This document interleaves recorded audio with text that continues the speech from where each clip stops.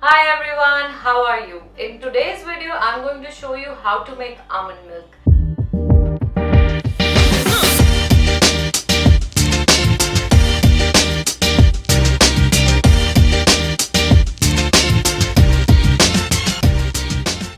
I know it's a very basic recipe, but I wanted to do a comparison when you make almond milk using a blender or you make almond milk using a cold pressed juicer. The result is definitely different.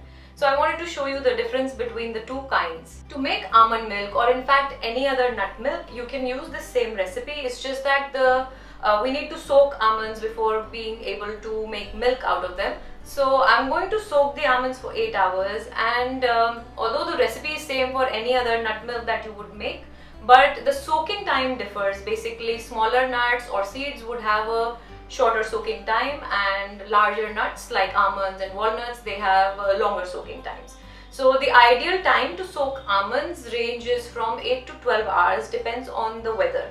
Here right now in Delhi is pretty hot, so 8 hours is a good time for me, but if you're in a cold weather, then you might need to soak it for about 12 hours.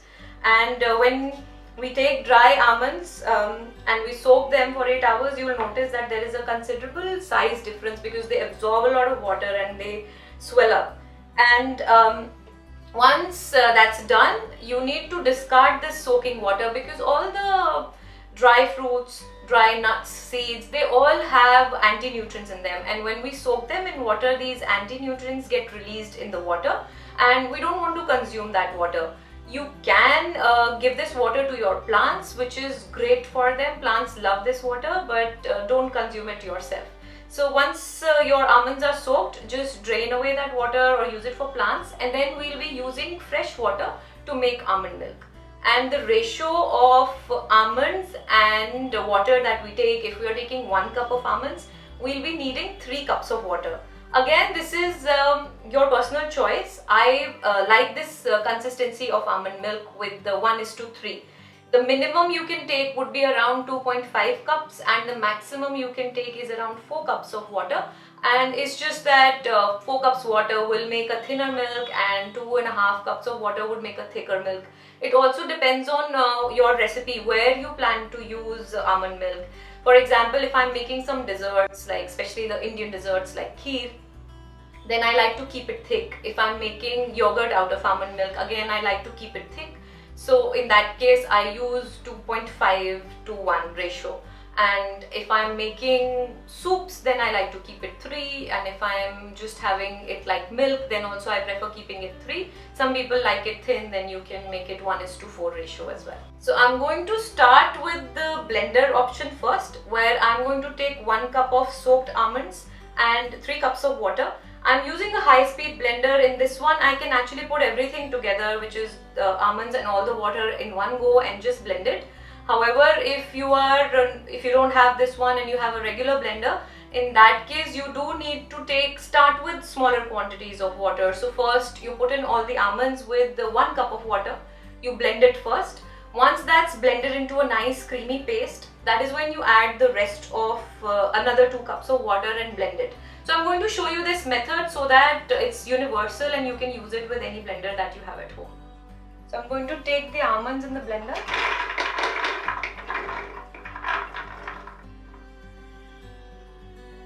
And starting with 1 cup of water.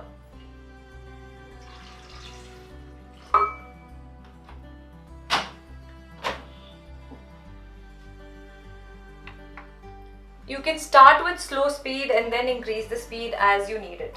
The slower the speed, that means less nutrients will be killed, so I prefer keeping it at low speed, but sometimes it doesn't blend at a slow speed, then you can slowly build it up.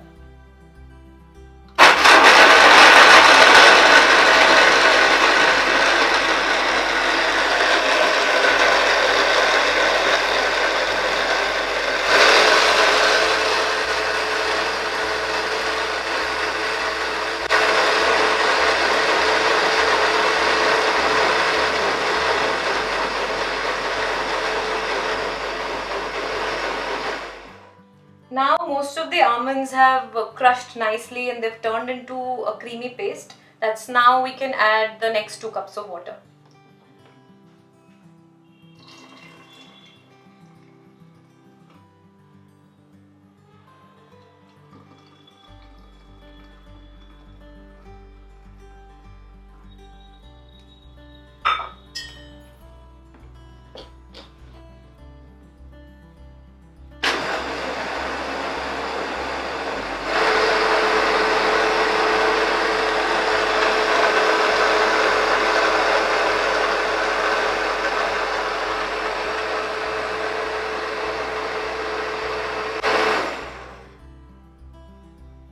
it's blended nicely. Now we need to just sieve it through, and to sieve it through I prefer using a cheesecloth.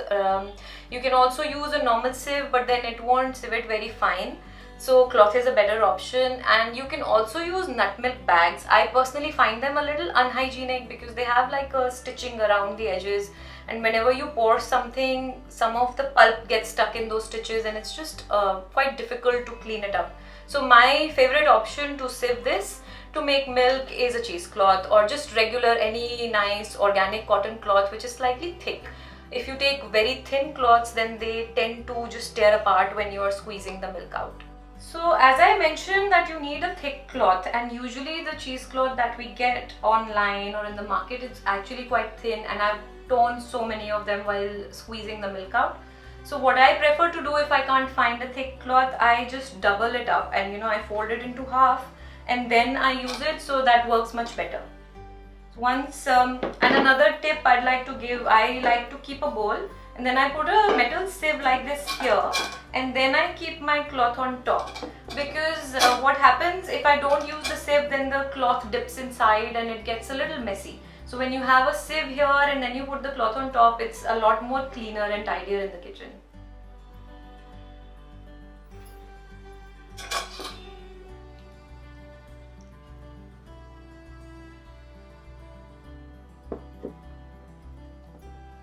So once you've poured the milk, you just pick it up carefully so none of the edges are loose and the milk is not flowing. And that's it. You can see the almond milk. Now you can have some fun squeezing it all out. You will have a lot of almond pulp left in this cloth, and it's definitely very useful. There's no need to discard it. You can use it in various recipes, you can use it in desserts, you can use it as a face scrub as well.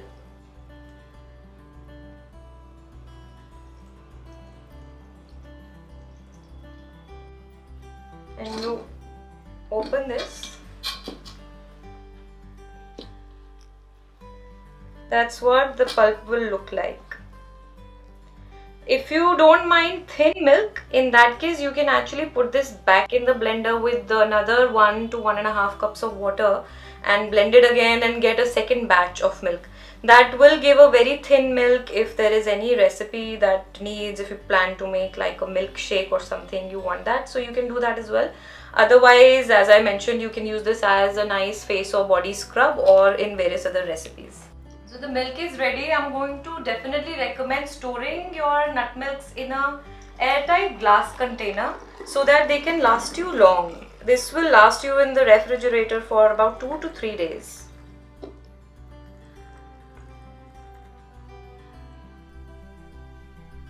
Now I'm going to make the almond milk in cold press juicer, and here the method is a little different. You have to mix the water with the almonds and then put them both in together.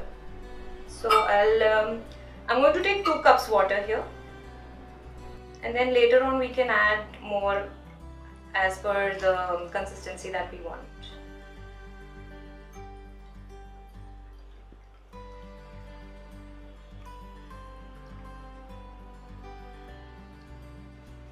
So you can start the juicer and pour it in.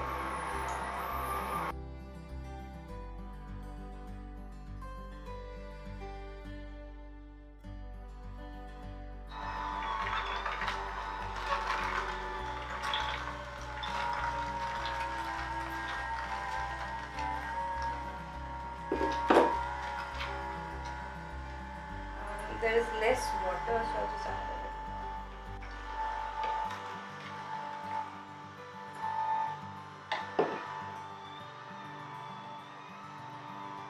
You'll know when it's ready when the pulp stops coming out. That means it's processed all the almonds that it had. So you can see now it's not moving any further. So it's all done, and we can get this. So the milk is ready to use now. We don't need to filter it in a sieve or a cloth because the juicer already has its own filter. You might see some little sediments at the bottom of tiny little things. If that doesn't bother you, then there is absolutely no need to filter it, but if it bothers you, then you can filter.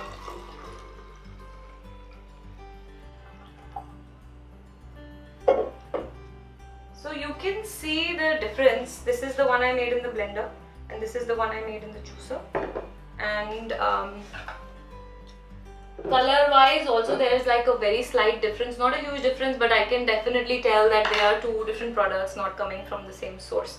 There's this one is slightly whiter as compared to this one, but not a huge difference. And I can give it a try and see the difference in the taste, because I use both the methods and I've never made them both simultaneously together, so I've never been able to compare the difference, but I'd definitely like to try that since I have both of them here. So this is from the juicer.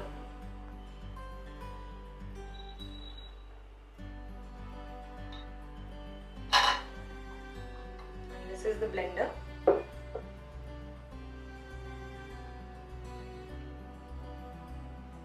This is definitely a little richer in taste. This has a little stronger almond flavor, and there are, because I filtered this in cloth, this is absolutely fine. This one has tiny bits, so it doesn't bother me, but like I said, if it bothers you, you can again filter this with cloth.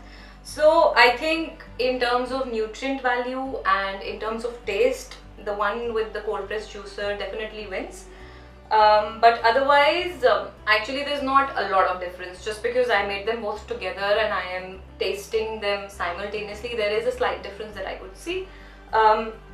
Even in quantities, it's not a very huge difference. So if you want to go for the healthier option, then choose the cold press juicer.